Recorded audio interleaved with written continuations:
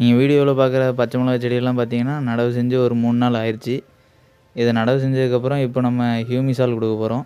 இந்த ஹியூமிசாலில் என்ன இருக்குதுன்னா ஹியூமிக் ஆசிட் 18% ஃபல்விக் ஆசிட் 1.5% இருக்குது. இது எதுலேருந்து எடுக்கிறாங்கன்னா பழைய கழிவுகள்லாம் மண்ணுக்கடியில் மக்குனதுலேருந்து எக்ஸ்ட்ராக்ட் பண்ணுற ஒரு லிக்விட் தான் இந்த ஹியூமிக் ஆசிட். இது என்ன பண்ணுன்னா இந்த செடிகளுக்கெல்லாம் நடவு செஞ்சு ஒரு 5 நாள் இல்லைனா ஒரு 3 நாள் டிஃப்ரென்ஸில் கொடுக்க ஆரம்பிக்கும்போது ரூட் ஃபார்மேஷனுக்கும் அந்த மண்ணை பதப்படுத்தி செடியை நல்லா வேர் போட வைக்கிறதுக்கும் உதவும்.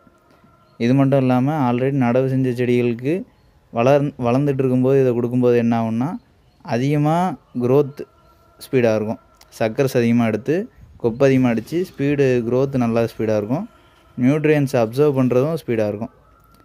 இதன் மூலமாக ஈல்டு அதிகமாகும். ஃபாலியர் ஸ்ப்ரேயில் கொடுக்கணுன்னா 1 லிட்டருக்கு 5 ml வரை கூட கொடுக்கலாம். பெரிய பாதிப்பு ஏற்படாது.